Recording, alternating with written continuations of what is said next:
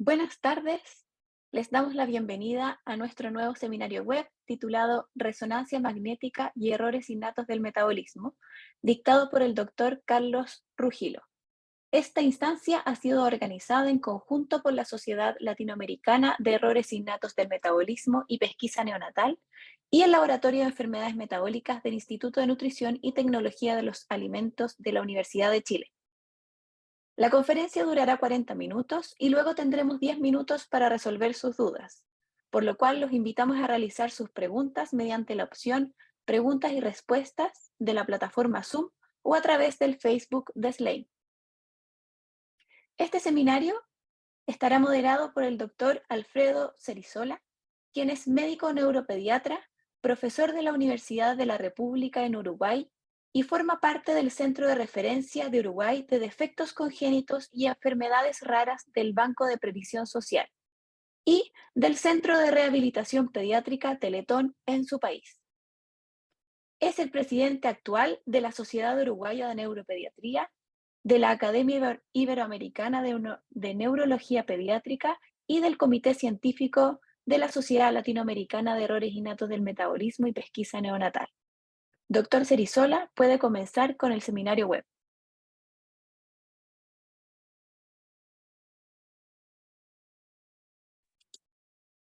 Casi audio. Muy buenas Activa su... tardes. Sí, buenas tardes para todos.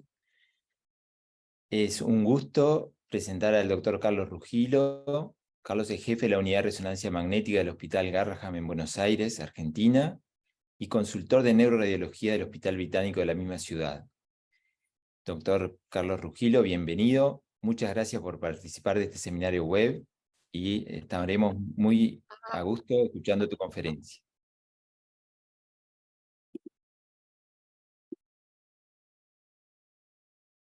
Bueno, muchas gracias, Alfredo. Gracias por la invitación a la sociedad. Vamos a pasar la pantalla. No sé por qué se abrió. Ahí estamos. Bueno, de nuevo entonces, muchas gracias. Es un gusto estar acá hablando de este tema que es tan interesante y que me gusta tanto. Lo primero que quiero decir es que estas enfermedades tienen algunas cosas en común. Se suelen manifestar en la infancia, aunque algunas aparecen en los adultos. En general tiene una causa metabólica.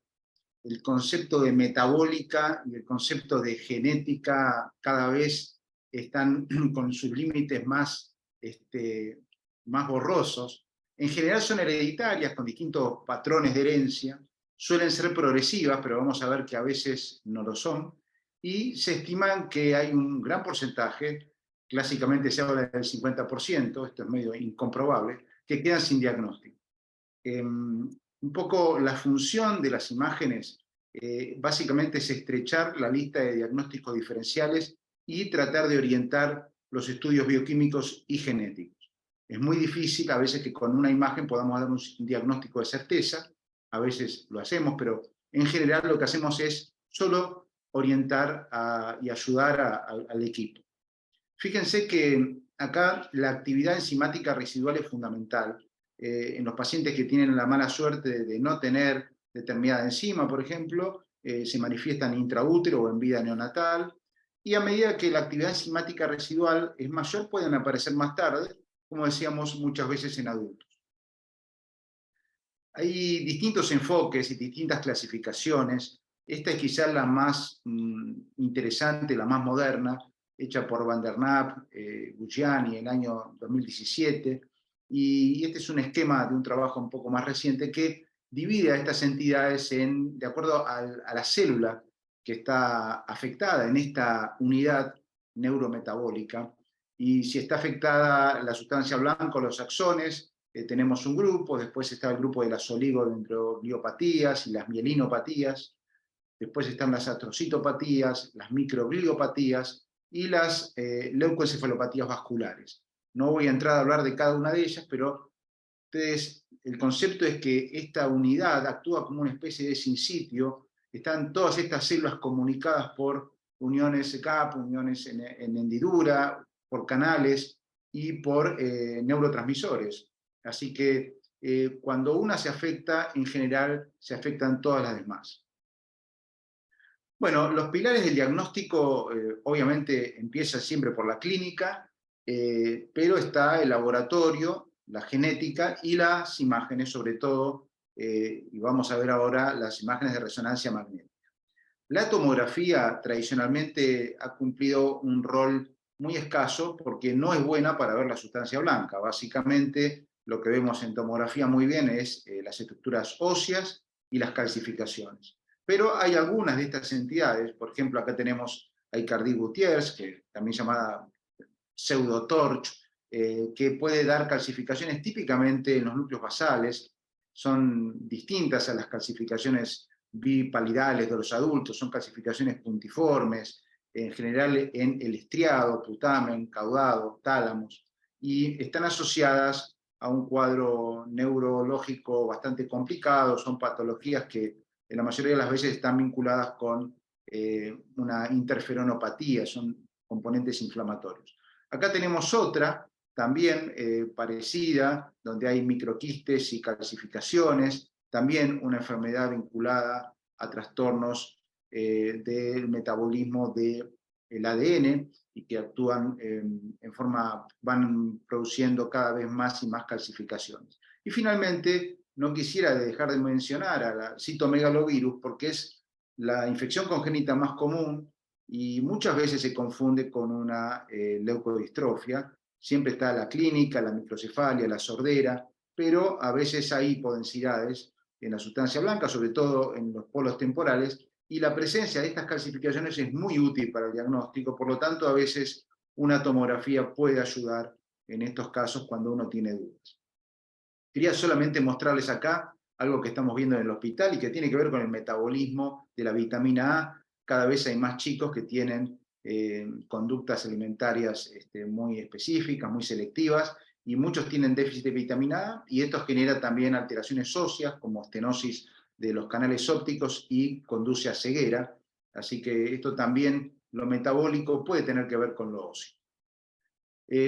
Nosotros cuando enfrentamos una imagen de resonancia tenemos un protocolo primeramente bastante estandarizado, no es muy distinto a lo que hacemos siempre, pero hay cosas que no pueden faltar. Por ejemplo, el T1 axial y con gadolinio es muy importante.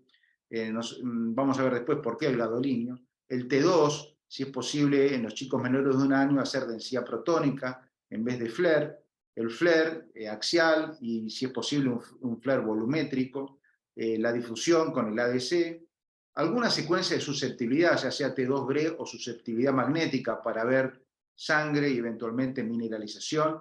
Y después tenemos cosas que hacemos a veces. Es muy común que hagamos espectroscopía, como vamos a ver después. A veces angioresonancia, a veces tractografía pueden ayudar.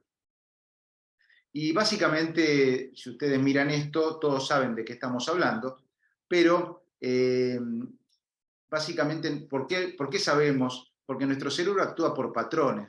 Básicamente, cuando miramos una imagen, tratamos de buscar algo que nos... y esto lo hace el cerebro automáticamente. Probablemente en el futuro, la inteligencia artificial seguramente va a venir a reemplazar esta interpretación que hacemos los neuroradiólogos y todo el equipo de los patrones de imágenes. Y hablando de patrones, tenemos 3 que son los más frecuentes: las alteraciones primarias de la sustancia gris, ya sea cortical o profunda, las de la sustancia blanca, que son las más comunes, y las mixtas, que lamentablemente son bastantes. Dentro de la sustancia blanca siempre tratamos de ver si el problema es una hipomielinización, es decir, que falte mielina, que no se forme mielina, o que haya una afectación con un patrón difuso, de comienzo subcortical o centrípeto, de comienzo periventricular o centrífugo, que tenga predominio cerebeloso o los patrones inespecíficos. Y más o menos, si uno empieza de esta manera, puede orientar bastante bien e ir entendiendo estos casos que muchas veces son muy complicados. Vamos a hablar de algunas generalidades.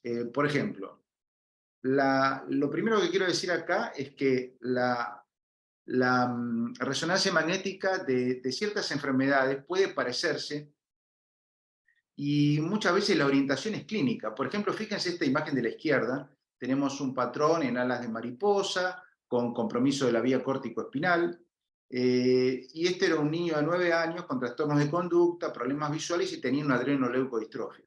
En este caso tenemos un paciente adulto con un patrón muy similar, lesiones de sustancia blanca periventricular posterior, también compromiso córtico-espinal, pero tenía una enfermedad de Krabbe. Es una forma del adulto de la enfermedad de Krabbe porque la forma infantil es muy diferente. Así que esto implica que hay que conocer la clínica, si no con la imagen sola uno puede ir a lados equivocados. Otra cosa que tenemos que saber es que hay enfermedades que tienen manifestaciones distintas de acuerdo a la edad en la cual se manifiesten. Por ejemplo, Alexander es una alteración de la proteína ácida gliofililar de los astrocitos, una astrocitopatía, produce una alteración muy típica en los niños con alteración de la sustancia blanca, predominio frontal, con lesiones periventriculares, muchas veces captan contraste, y esto está dentro de unos criterios que hizo la doctora Van der Napp hace muchos años, pero es muy distinto al patrón que aparece en un adulto joven, por ejemplo, o un adolescente, donde hay un predominio del compromiso del bulbo bien abajo, con una lesión atrófica, alguna hiperintensidad, y esto es bastante típico y bastante sugestivo del patrón más tardío de la enfermedad. También es importante el concepto de las evoluciones de estas enfermedades. Como dije, en general tienden a progresar y muchas veces tenemos que comparar estudios. Lo primero que hay que saber es que estas comparaciones son tediosas, hay que hacerlas con mucho cuidado, porque muchas veces de eso depende el cambio de un tratamiento o un pronóstico. Lo primero es tratar de hacerlas en el mismo equipo, con las mismas condiciones técnicas, porque cambiar a veces a un equipo incluso mejor, de mayor potencia, puede ser nocivo para la comparación. Hay que fijarse técnicamente, por ejemplo, fíjense en este caso, uno mira rápidamente y dice, bueno, este paciente está mejor porque tiene menos sustancia blanca, aparentemente, sin embargo, tiene más dilatación de surcos, hay más dilatación de ventrículos, y este paciente en realidad tiene más atrofia y tiene menos blanco porque tiene menos sustancia blanca. La sustancia blanca está desapareciendo, por lo tanto está peor. Así que, como les decía, es una comparación que tiene que ser detallada. Aquí tienen el ejemplo de una enfermedad, del déficit de biotinidasa. Es una enfermedad, dentro de todo, no es de las más raras de todas estas que son raras. Y fíjense cómo este paciente, al año de vida, tenía una leve atrofia y cómo esto va progresando, y a los 4 años ya tenemos un patrón bien avanzado de atrofia, y esto sirve para recordar que los patrones más avanzados, cuando el chico es más grande, son los más difíciles a veces de interpretar. Porque el cerebro reacciona de manera muy estereotipada y al final todo se parece a todo. Este caso es muy interesante porque muestra cómo a veces estas lesiones pueden ser reversibles y no todo va para peor. Este es un paciente que tenía una enfermedad mitocondrial por una mutación del gen EARS, que tiene que ver con la aminoácido ARN de transferencia sintetasa, y que fíjense cómo da lesiones en los núcleos basales a la edad, no me acuerdo si este chico acá creo que tenía 2 años, y fíjense cómo un tiempo después esas lesiones desaparecen a nivel del tálamo, y también a nivel del resto de los núcleos basales, también a nivel de la sustancia blanca. O sea, este chico no tuvo progresión, todo lo contrario, tiene mejoría radiológica a pesar de tener una leucodistrofia.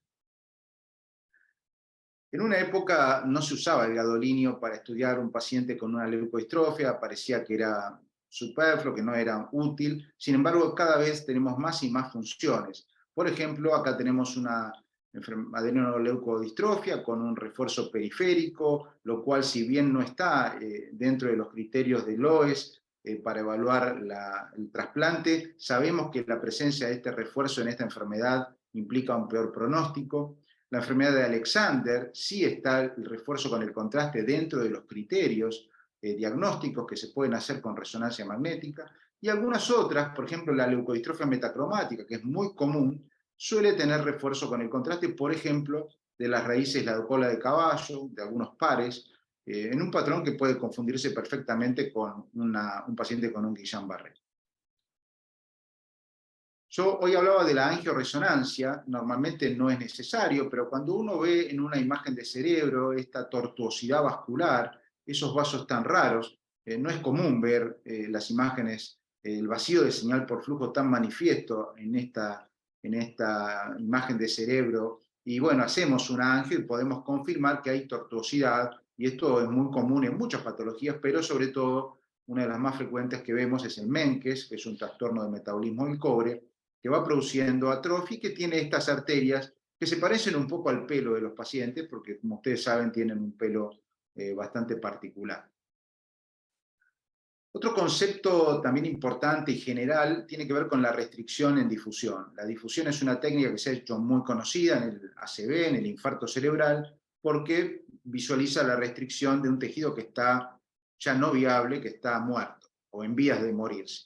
Sin embargo, en los pacientes con leucodistrofia no siempre es así. La difusión solo representa pérdida o disminución de la movilidad de las moléculas de agua, que pueden estar atrapadas porque hay vacuolización, porque hay una hiperexcitación de una fibra, por lo tanto pueden ser reversibles. Y aquí tenemos un ejemplo, en realidad dos ejemplos, un paciente con una aciduria glutárica tipo 1, con compromiso muy característico del estriado, que fíjense que tiene una restricción en la secuencia de difusión, y esta restricción puede ser perfectamente reversible, mientras tenemos otro paciente con déficit de colfactor molibdeno, donde esta restricción que vemos lamentablemente va a llevar a una lesión irreversible y por eso se parece mucho a una encefalopatía hipóxico-isquémica. La espectroscopía, que cuando apareció en el campo de la resonancia tuvimos tanta expectativa con esta técnica, la verdad es que cada vez se fue achicando bastante, no es tan útil como pensábamos, pero sí hay un lugar donde puede ser realmente de ayuda, es en las leucodistrofias, porque analizando químicamente al cerebro tenemos algunos picos, no demasiados, pero que nos pueden ayudar a orientar el diagnóstico. Por ejemplo, el déficit del transportador de creatina, que produce una disminución de la creatina cerebral. Ustedes saben, esto es difícil de diagnosticar, porque a veces la creatina en sangre es normal, pero se da en chicos que muchas veces tienen un patrón de retraso, espectro autista, así que la presencia de esto es muy útil. La creatina tiene que estar bien baja, no hay que diagnosticarlo si esto no está muy bajo, pero bueno, son casos que hemos visto pocos, un par de casos nada más en todos estos años, pero obviamente tiene mucha implicancia terapéutica. También es importante la espectroscopía en el análisis de la evolución de los pacientes. Este es un paciente que tenía una lesión en los núcleos basales, fíjense cómo están los tálamos afectados, esta es la señal normal, la de los putámenes, lesión de sustancia blanca, bastante difusa, con compromiso subcortical, en un chico que tenía macrocefalia y tenía esta espectroscopía. Si alguien que hace adultos ve esta espectroscopía, dice, esto es normal, tiene un buen pico en acetilaspartato. Claro, lo que pasa es que a esta edad, lo normal no es este pico, este patrón, lo normal a esta edad es este patrón, donde el N-acetilaspartato está mucho más bajo. Por lo tanto, acá confirmamos que este paciente tiene un déficit de la aspartoacilasa y por lo tanto tiene un aumento del N-acetilaspartato para la edad del paciente. A veces nos ayudan las dos técnicas, difusión y espectroscopía. Estos son dos neonatos con una severa encefalopatía. Fíjense, el de la izquierda tiene compromiso del dorso de la protuberancia en difusión, tiene compromiso de la vía piramidal, y el de la derecha tiene un patrón muy parecido. Quizás el patrón del tronco es un poco más estereotipado, con compromiso del tracto córtico-espinal también, y de pedúnculos cerebelosos, pero es muy parecido. Sin embargo, la espectroscopía es totalmente distinta y es diagnóstica, porque en el caso de la enfermedad de Jarabe de Arce podemos ver los aminoácidos, y en el caso de la hiperglicinemia no cetósica vemos directamente al pico de glicina, que está muy elevado, que coincide casualmente con el pico de mioinositol, pero que solamente se ve elevado en el caso normal en el tiempo de eco corto y en el caso de la hiperlicinemia en los 2 tiempos de eco. Así que el diagnóstico se hace con espectroscopía. También hay que ver la sustancia gris cortical. Hay enfermedades como la lipofuscinosis que afectan específicamente la sustancia gris y dan atrofia, como en este caso, pero esta atrofia habitualmente va asociada con algo de lesión de blanca, como pueden ver acá. Esto es mucho de degeneración valeriana, y entonces esta tenue hiperintensidad ayuda también para el diagnóstico de esta enfermedad que es típica de la sustancia gris. También es importante en la evaluación de la sustancia gris profunda, o sea, los núcleos basales, la detección de hierro. Ustedes saben que el hierro, cada vez más, este grupo de enfermedades con degeneración y acumulación de hierro se está expandiendo en forma exponencial, pero una de las más frecuentes que seguimos viendo es la distrofia neuroaxonal infantil, hoy llamada PLAN, por las siglas de la fosfolipasa, degeneración asociada a deficiencia de fosfolipasa, donde vemos el depósito de hierro en los opálidos, que se ve negro, y esto es bastante sugestivo, asociado a atrofia del cerebelo e hipersenial a nivel del cerebelo. Bueno, esto nada más para mostrar las vías. Es importante, acá tenemos la PICAN, otra asociada a degeneración por acumulación de hierro, donde lo que falla la pantotenato quinasa, y fíjense cómo al comienzo hay una señal hiperintensa en los pálidos que se puede confundir perfectamente con una injuria por carnícteros, digamos, por bilirrubina. Sin embargo, con el tiempo se va asociando esta señal hipointensa en T2, que es mucho más manifiesta en susceptibilidad y que da las imágenes que conocemos de ojos de tigre, donde seguramente todos van a hacer el diagnóstico o van a sospechar el diagnóstico, pero ojo que esto comienza con una hiperintensidad que es mucho más inespecífica. Bueno, ahora simplemente quería mostrarles algunos patrones. No podemos abundar mucho en todas las enfermedades porque es muy largo, pero sí mostrar algunos patrones. Este es el primer patrón, el patrón de hipomielinización. Acá hay 2 conceptos que hay que manejar. Uno es el de retraso de la mielinización, que es algo muy común, que se ve en pacientes que están desnutridos, pacientes que tienen enfermedades crónicas. Muchas veces después se hace un catch-up de esa hipomielinización, el paciente vuelve a estar normal. Eso es el retraso. Y después está la verdadera hipomielinización, donde tiene que haber un deterioro que tiene que permanecer en el tiempo, por lo menos 1 año, y por lo tanto tenemos que hacerlo en chicos que tengan por lo menos 6 meses de diferencia entre una y otra resonancia. Básicamente de esto no se vuelve, no hay mejoría, y hay una gran cantidad de enfermedades. Otra de los patrones donde la lista está creciendo cada vez más. Hay muchos datos clínicos que nos pueden ayudar. Pero desde la imagen lo que tenemos que saber es que hay grados de hipomielinización. Ustedes saben que normalmente en el T1 se llega muy rápido al patrón adulto, mientras que en T2 se tarda. En T1 más o menos a los 6 meses ya tenemos la mielina de un adulto, y en el T2 se va tardando. Por lo tanto, hay que ver la combinación de T2 y T1 y compararla con lo que sería normal a cierta edad.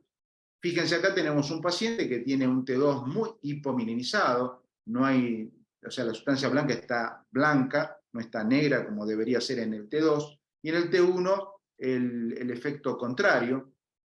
Pero acá tenemos un paciente, por ejemplo, con otro cuadro de hipomielinización, donde en el T1 es normal, sin embargo en el T2 está hipomielinizado. Y esto también es un patrón mucho más suave, mucho más leve de esta entidad.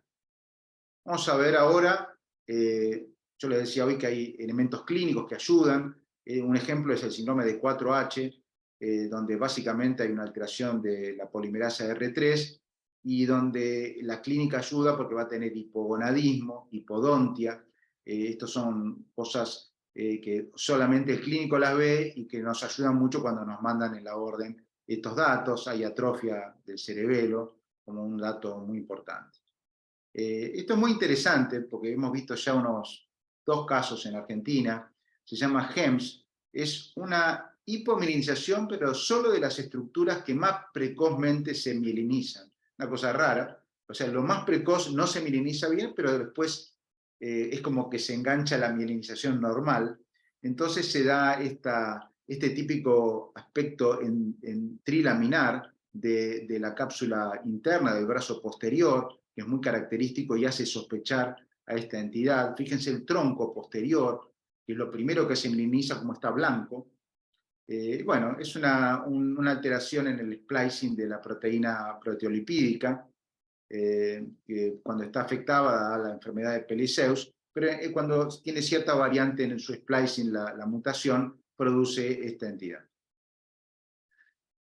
Bueno, como decíamos, hay otras patologías que tienen una afectación difusa de la sustancia blanca, y aquí hay algunos detalles que nos pueden ayudar. Por ejemplo, un chico que sea macrocefálico, que tenga toda la sustancia blanca afectada, pero que tenga algunos quistes, imágenes muy intensas, muy parecidas al líquido, subcorticales, nos puede hacer pensar en la leucoencefalopatía megalencefálica con quistes, que también llamada enfermedad de Van der Napp, donde está afectado el MLS1, que es un canal iónico. Otra enfermedad que cada vez se está detectando más, que es el Vanishing White Matter. En esta enfermedad tiene muchísimo valor la secuencia de Flair o la secuencia de densidad protónica, porque lo que uno ve en el T2 es todo blanco, todo anormal, y lo que uno ve en el Flair es que parte de esa alteración se está licuando, se está transformando en líquido, y esto por eso se llama desvanecimiento de la sustancia blanca. Son chicos que no están tan mal al principio, hacen deterioros abruptos cuando tienen una infección, un traumatismo, y bueno, poco a poco esto va progresando. Alteraciones en el factor de traslación de las células eucariotas, y hay formas desde neonatales hasta formas del adulto. Bueno, acá tenemos la forma del patrón centípreto, el que va de afuera para adentro. La verdad que es el menos frecuente, no hay tantas enfermedades, pero lo primero que quería decir es que normalmente hay áreas de la sustancia blanca subcortical que no se mielinizan hasta más tarde, hasta los 3, 4 años. Por ejemplo, la sustancia blanca subcortical frontotemporal, es lo último que se mieliniza. Y no hay que confundir eso con una leucodistrofia. Dicho esto, vamos a ver algunas leucodistrofias con patrón centípreto. La primera es la galactosemia. Fíjense cómo hay una alteración subcortical con, en este caso otra vez, un espectro muy característico con el pico de galactitol, que es la sustancia que se acumula en esta enfermedad, que no es muy común, pero hemos visto varios casos en el hospital. Cuando hablamos del patrón centrífugo, que es el más común, también tenemos que recordar que hay áreas de la sustancia blanca que se llaman áreas terminales de mielinización a nivel periatrial, que pueden persistir hasta los 5 años, a veces incluso hasta la segunda década, y que se pueden confundir con una leucodistrofia. La diferencia es que son muy sutiles, son simétricas, respetan a una pequeña cantidad de sustancia blanca periventricular, y la verdad es que cuando uno tiene muchas dudas, lo mejor es repetir el estudio en un tiempo. Muchas veces se asocian espacios perivasculares, y eso es un dato que nos puede ayudar. Vamos a ver acá digamos, leucodistrofia más frecuente. Ustedes saben, la adrenoleucodistrofia es progresiva. Aquí comienza todo a nivel del espleño del cuerpo calloso, por eso es muy importante mirar esa zona en todos estos chicos, cuando hacemos la pesquisa en familiares, vean cómo se va extendiendo, y finalmente llegamos al patrón más parecido a las alas de mariposa que todos conocemos. Recuerden que esta enfermedad tiene distintas variantes, tiene variantes frontales, tiene variantes con afectación de la vía piramidal, y esto se ve más en chicos más grandes, tiene variantes con compromiso cerebeloso, así que tenemos que tener todo esto en la cabeza. El otro día vimos una que parecía un tumor, una variante pseudotumoral. Otra enfermedad, quizás la segunda más frecuente, es la metacromática, afectación de la disulfatasa A. Aquí siempre se describe el patrón estriado de la sustancia blanca con, digamos, estrías de mielina que están indemnes, y patrón atigrado también se le llama. Lo que tenemos que saber es que este patrón no es específico. Es muy frecuente la metacromática, pero también se ve en otras enfermedades como puede ser el vanishing. Recuerden que esta enfermedad se puede asociar a refuerzo con el contraste. Aquí tenemos refuerzo de los pares craneales, refuerzo de los terceros pares, y esto hoy en día es de bastante ayuda para el diagnóstico. Bueno, dentro de lo que es el patrón centrífugo también tenemos que nombrar al CRAVE infantil. Hoy habíamos visto el CRAVE del adulto. El infantil sí es periventricular y también puede asociarse, fíjense, el refuerzo y el engrosamiento de las raíces de la cola de caballo, que también es un elemento que ayuda. Acá todo puede servir y hay que tener la cabeza bien abierta y mirar todo el estudio para poder tratar de hacer un diagnóstico. Dentro del patrón centrífugo está la fenilcetonuria, una enfermedad que cada vez vemos menos, pero lamentablemente en nuestro país, y supongo que en algunos países vecinos, puede pasar que algunos chicos no se hagan el control, y bueno, tenemos que saber cómo se ve, porque si no la podemos pasar de largo. Es un patrón típico periventricular, con restricción en difusión. Estos chicos cuando hacen la dieta puede ser reversible, por eso hay que tratar de diagnosticarlos precozmente. El patrón centrífugo tiene algunas formas más raras. Fíjense esta variante muy agresiva de una enfermedad mitocondrial. Cuando yo empecé a hacer imágenes se decía que la mitocondrial afectaba en los núcleos basales. Bueno, hoy sabemos que no es así. Es muy frecuente los núcleos basales, pero también afectan a la sustancia blanca en un patrón leucodistrófico, donde la más común es el complejo 1, que puede dar este patrón. Fíjese la restricción en la periferia de las lesiones periventriculares, el compromiso del cuerpo calloso. Bueno, es interesante saber que hay algunas enfermedades que también son metabólicas y pueden ser leucodistróficas de alguna manera. Por eso digo que a veces se empieza a mezclar. Esta es una conexinopatía, en realidad es un Charcot-Marie-Tooth, es un paciente que tiene un Charcot-Marie-Tooth y tenía afectada la conexina, y la conexina obviamente también está en el cerebro, y hay descripciones, nosotros vimos varios casos en el hospital, de chicos que hacen cuadros de pseudo-stroke, y vemos estas lesiones en sustancia blanca a nivel de la corona radiata, del centro oval, que restringen en difusión y que después son reversibles. Así que también hay que tenerlo presente. Bueno, esta es una variante del adulto, de una leucodistrofia muy grave que se manifiesta en adultos jóvenes con cuadros psiquiátricos, deterioros neurológicos. Es la leucoencefalopatía con esferoides neuroaxonales. La clave está en la restricción. La restricción es persistente. Aquí no es reversible, todo lo contrario, persiste durante mucho tiempo, y esta enfermedad es por una alteración del factor estimulante colonias de la microglía. Es una enfermedad microgliopatía. Hablando ya de sustancia gris profunda y blanca, la combinación, tenemos las gangliosidosis, en este caso Tay Sachs, son enfermedades que típicamente dan los núcleos basales afectación de los tálamos, que se ven pequeños, normalmente algo hipointensos en T2, más de lo habitual, algo hiperintensos en T1, más de lo habitual. Siempre ustedes tienen que recordar que los núcleos basales tienen que tener toda la misma señal, en general, en niños, ¿no? En adultos algunos se van mineralizando, pero en niños siempre son iguales, así que si hay uno que es distinto, algo está pasando. El MELAS, otra combinación de gris cortical y central, en este caso con estas lesiones que parecen stroke en agudo, que a veces son reversibles y a veces no, y que van y vienen, y a veces tenemos la suerte de encontrar las lesiones de los núcleos basales que nos ayudan a sospechar esta entidad, que es una enfermedad mitocondrial. Kearns-Sayre, otra mitocondrial, asociación de sustancia blanca subcortical con esta lesión de tálamos, de globos pálidos. Esto es muy común en esta enfermedad, que es un poquito más frecuente, no en niños, sino un poco más tarde, pero que es otra enfermedad hereditaria. Alexander, hoy ya habíamos hablado, es una enfermedad que compromete gris y blanca, y que tenemos el refuerzo con el contraste como buen amigo para el diagnóstico, por eso es conveniente usar contraste.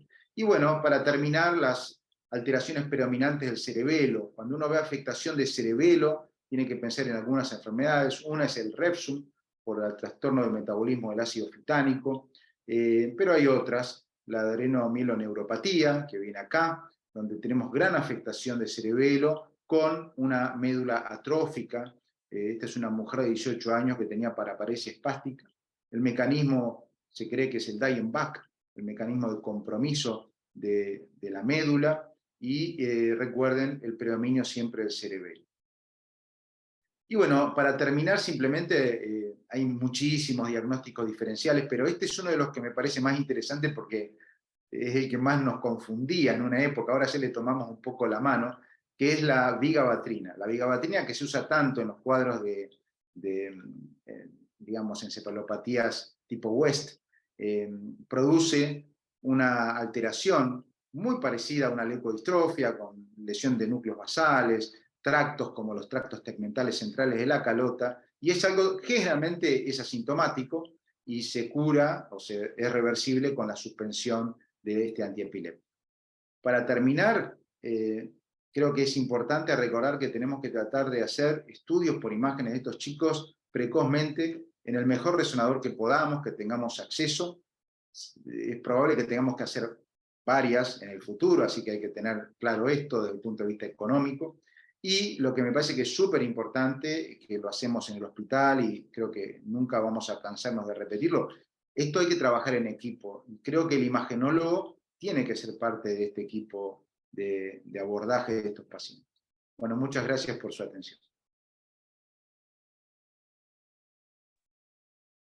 Muchas gracias, Carlos, por la excelente presentación. Realmente ha sido un panorama muy completo y en este momento vamos a dar paso a las preguntas que nos vayan llegando. Mientras eso se va produciendo, Carlos, una pregunta que quería hacerte era respecto a la diferenciación entre la hipomielinización y las leucodistrofias por destrucción de la mielina. Tú explicaste bien cómo las hipomielinizadas se mantiene la alteración con un año o por lo menos 6 meses de diferencia.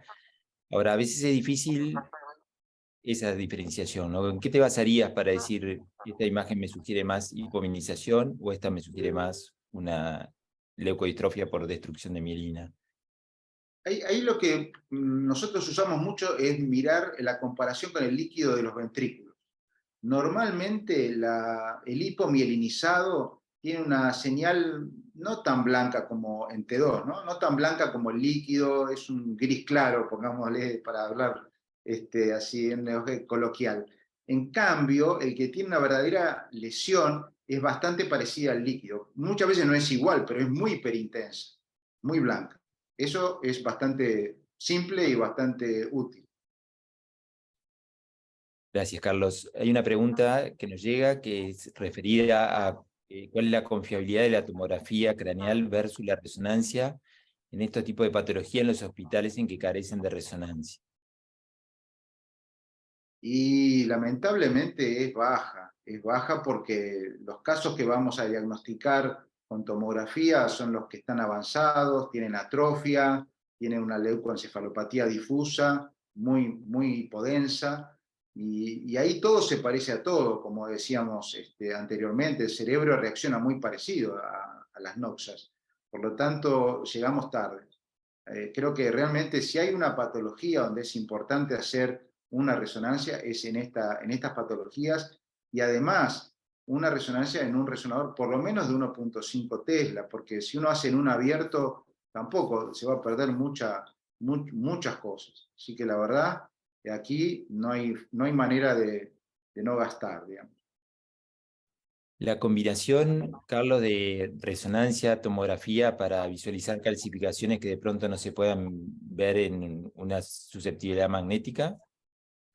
Mira, nosotros en susceptibilidad magnética no es tan fácil, ¿no? Al principio parecía todo muy simple, bueno, se ve lo que se ve negro en susceptibilidad y blanco, pero después, bueno, depende del equipo, los equipos de una marca, si son de mano derecha, si son de mano izquierda. El calcio tiene muchas formas, tiene muchas caras. A veces es muy evidente en la resonancia y vos decís, bueno, esto es calcio, y a veces tenemos dudas. Y cuando tenemos dudas, sí, yo creo que vale la pena, costo-beneficio. Cuando hablamos del costo, acá no hablamos del costo económico, sino del costo en radiación.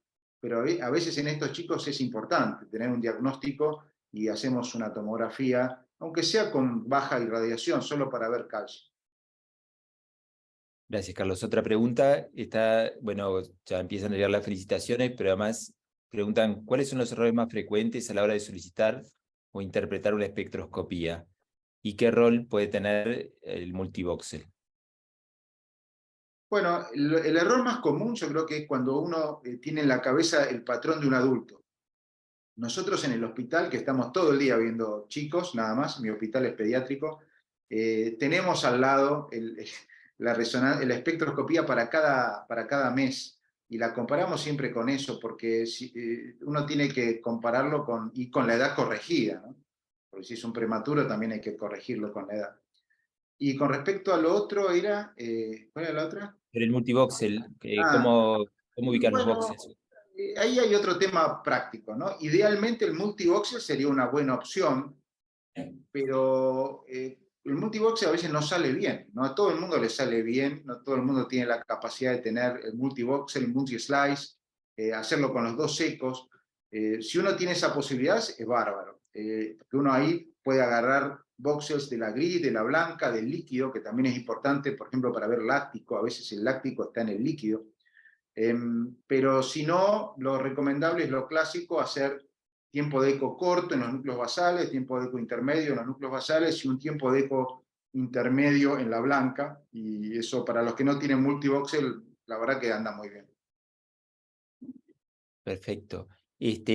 Acá hay una pregunta que capaz que es para desarrollo más largo, porque preguntan sobre el orden de aparición de las estructuras en el orden de mielinización. No sé si puedes ahí como hacer como un breve comentario al El respecto. resumen sería, la mielinización empieza en el feto a las 20 semanas. Ahí empieza a mielinizarse el cerebro, la médula y el tronco, y termina a los 2 años, aunque hay algunas estructuras que vimos que duran un poco más. Siempre va de abajo hacia arriba y de atrás hacia adelante. Eso es lo más básico que podemos saber. Siempre se mieliniza primero toda la parte sensorial y luego la parte motora. También tiene que ver con el uso, ¿no?, que el chico va empezando a hacer de sus neuronas. Pero al nacer hay algo que es muy útil, que es mirar el brazo posterior de la cápsula interna. Ahí en ese brazo posterior tiene que haber un spot, un redondelito chiquito que tiene que ser negro en T2 y blanco en T1, que está mielinizado. Cuando eso falta, quiere decir que hay algún problema. Perfecto, gracias. Después nos plantean desde el lado de la radiología, cuando describen lesiones de sustancia blanca en una o varias regiones de carácter inespecífico, el paciente tiene algún síntoma neurológico como retraso psicomotor, cefalías o epilepsia. ¿Cómo es un poco esa interpretación que ustedes hacen del valor inespecífico de una imagen frente a lo que podría ser un valor más patológico? Y yo sé que a nadie le gusta leer esa palabra, señales inespecíficas de la sustancia blanca. La verdad que es horrible, pero es lo mejor que tenemos hasta que sepamos qué son.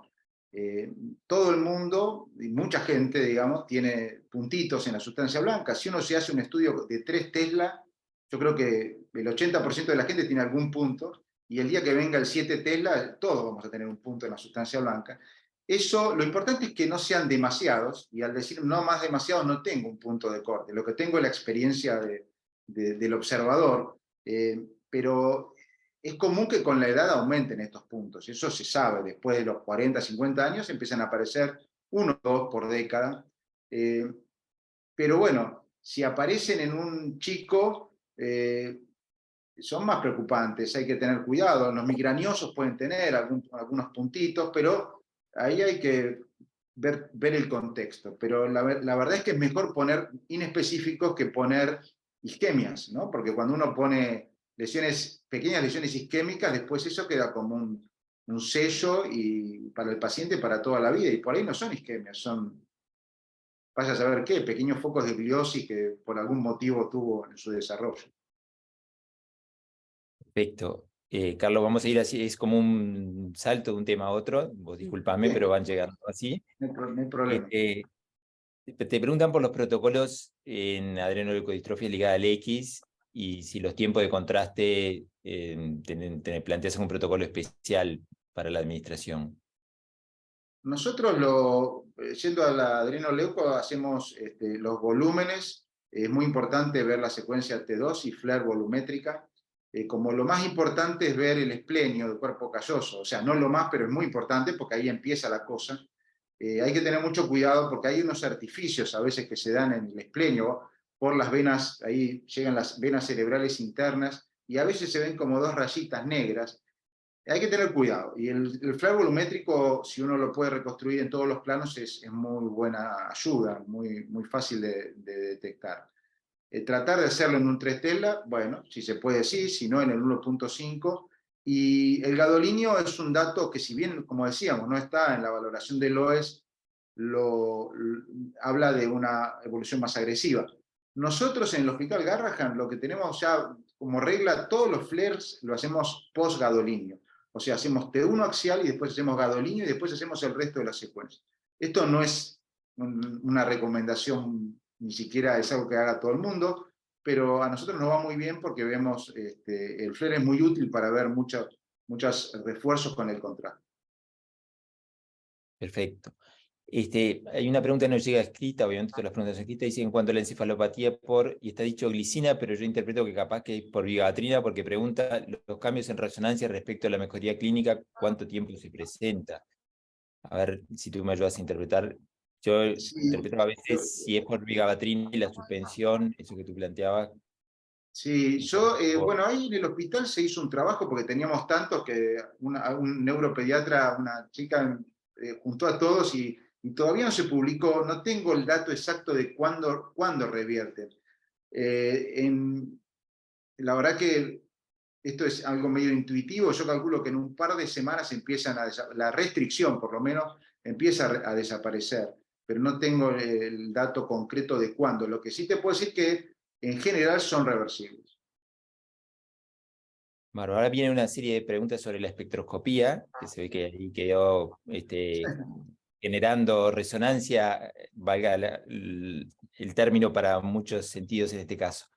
Te preguntan si recomendás algún protocolo específico en neonatos, considerando las particularidades estructurales y lo inestable que pueden ser.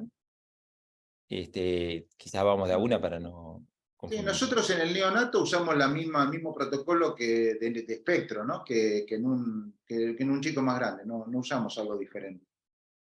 Estamos haciendo en los neonatos, estamos haciendo protocolo de hipóxico isquémico en lo que llamamos niños envueltos, en la jerga nuestra interna, sin anestesia. Y vos sabés que estamos haciendo espectroscopía, le ponemos un voxel para ver láctico, y salen bastante bien, en chicos sin anestesia.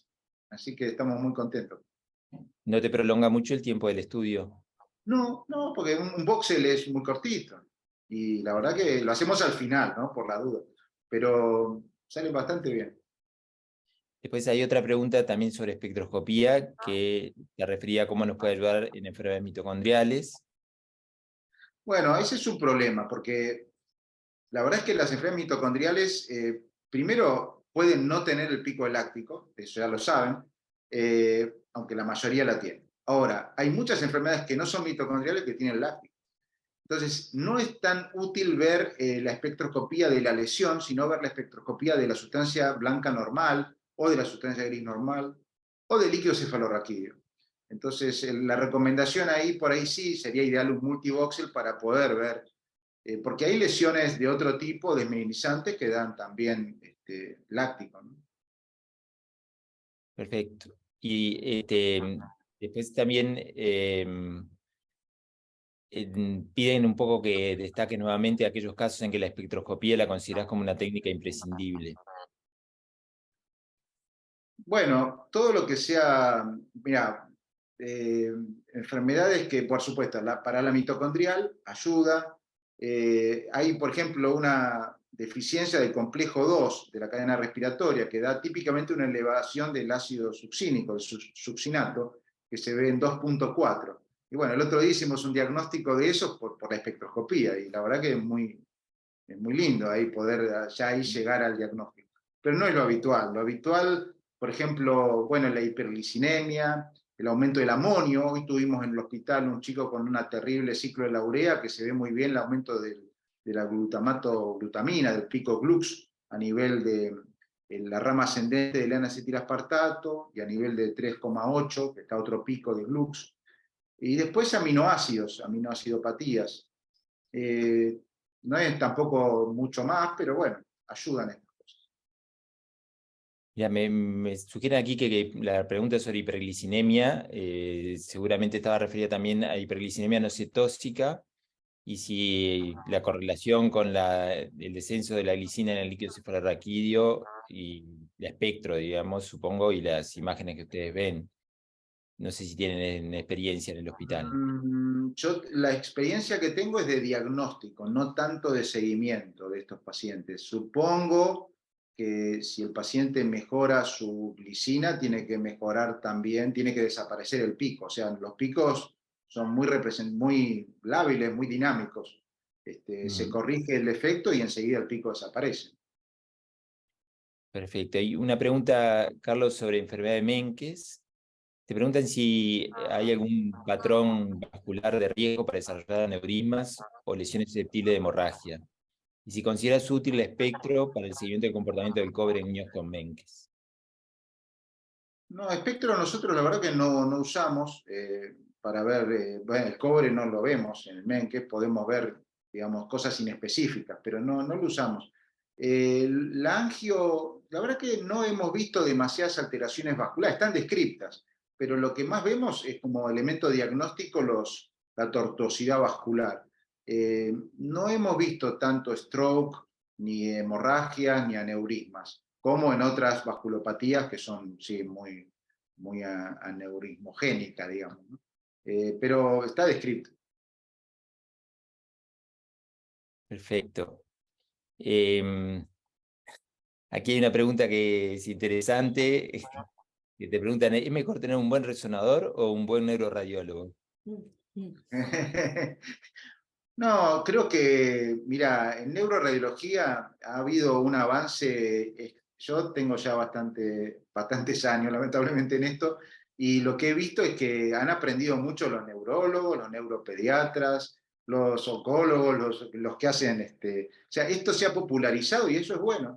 Ya todo el mundo puede mirar las imágenes de un PACS, las imágenes vuelan por la red, y creo que esto, o sea, obviamente los que estamos todo el día en esto tenemos más experiencia, pero hoy en día uno pone el patrón en internet y lo mira y si más o menos tiene las bases puede arreglárselas.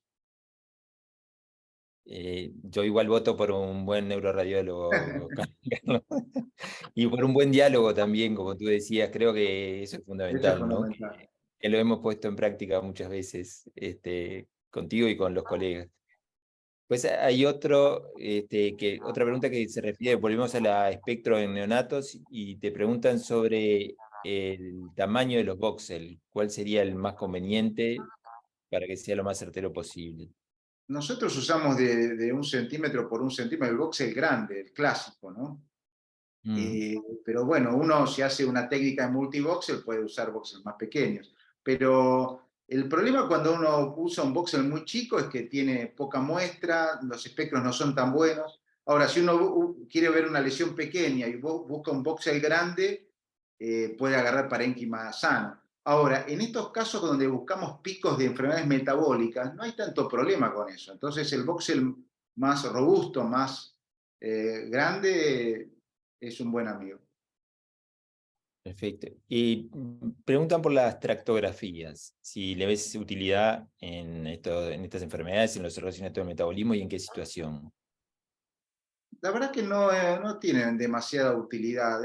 Lo usamos mucho en tumores, en epilepsias, pero en este caso, por ejemplo, bueno, si tenés compromiso de la vía piramidal en un adrenoleuco, obviamente, si uno hace una tractografía, a veces podemos encontrar una especie de disminución del color de un tracto, pero eso no va a ser más sensible ni más útil y va a ser seguramente más complicado para analizar que el T2.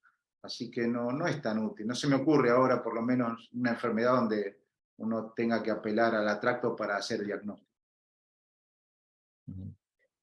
Nos llega una pregunta que en realidad, bueno, está un poco lateral, que es sobre trastorno del espectro autista y cuándo priorizar hacer espectro. Supongo yo que por lo que comentaste el déficit de creatina, cerebral, si lo tienen incluido, supongo, en algún protocolo, o solamente frente a la sospecha más fundada lo aplican. Mira, yo ahí tengo más experiencia en privado que en el hospital. En el hospital, como tenemos poco recursos para casos ambulatorios, casi todos son casos graves, enfermedades muy de internación. Ahora, en privado se piden toneladas de resonancias para pacientes con autismo, con todo el espectro. La verdad es que hacemos habitualmente espectroscopía, sobre todo para ver este pico de creatina, que en todos los años que tengo vimos 2 casos acá, nada más, ¿no? En uno en el hospital de niños y otro ahí en el hospital Garrahan. Pero creo que, bueno, para el caso individual, bueno, es muy poquito lo que se adiciona, y me parece que sería, ya que va al resonador, que se hace una anestesia, me parece que un voxel para ver que no tenga ausencia de creatina puede ser muy útil. Claro. Es una pregunta interesante, Carlos. Hablan sobre la teleradiología en estas enfermedades, que son enfermedades raras y con patrones, como tú mostraste, muy variados, pero que el análisis sistemático te puede orientar mucho en el diagnóstico. Cuando te envían un estudio, no sé si esto seguramente te ha pasado, un estudio adquirido en otro equipo, ¿es habitual que tengas las imágenes suficientes o las secuencias suficientes para poder analizarlas? Sí, eso es algo que está pasando cada vez más. De hecho, yo empecé a hacer teleconsulta con una secretaria en un lugar, y ya cada vez le dedico más tiempo a eso, porque las imágenes que vienen con excelente calidad.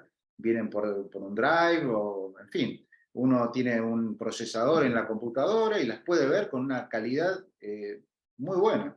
Así que creo que esto, yo el otro día les decía a mi equipo, a la gente del equipo, que estamos siendo cada vez más también ahí consultores de distintos lados, porque nos traen resonancias de todos lados. Y creo que esto es un poco el futuro de esta tecnología, ¿no? Las imágenes vuelan de un lado para el otro, no solamente en Argentina, vienen imágenes de todos lados y mandamos imágenes a todos lados. Así que esto es un cambio increíble. Carlos, la verdad que ha sido una presentación excelente. Nos has dado un panorama súper amplio de estas enfermedades y cómo se manifiestan en las resonancias, y sobre todo la importancia que tiene el análisis de la resonancia, como tú muy bien lo explicaste, para poder orientarnos en el diagnóstico. Así que la verdad que estamos enormemente agradecidos. Le doy paso ahora a los coordinadores, que tienen unos avisos para nuestros próximos simposios, pero la verdad que, Carlos, bueno, esperamos vernos pronto, y ahí también agradecértelo personalmente, este esfuerzo que has hecho por mostrarnos toda esta variedad de enfermedades de una manera tan didáctica y tan clara. Un placer, gracias. Bueno, muchísimas gracias a los dos por la conferencia y la moderación. Muchas gracias a los participantes, y los dejamos invitados entonces para el próximo seminario web, que se realizará el día 5 de julio a las 4 de la tarde, horario Santiago de Chile, titulado Actualización en glucogenosis, dictado por la doctora Carolina Fitchinger de Sousa desde Brasil. Este será difundido a través de nuestras redes sociales. Además, los invitamos a inscribirse en el diplomado titulado Diagnóstico y Tratamiento de Errores Innatos del Metabolismo, desarrollado por el Laboratorio de Genética y Enfermedades Metabólicas del INTA de la Universidad de Chile. Este diplomado comienza el 8 de agosto y es 100% online. Ya está abierta la inscripción, y para más información puede consultar en nuestra página web www.inta.cl o al mail educacioncontinua@inta.uchile.cl. Muchísimas gracias a todos por participar y nos vemos en la próxima.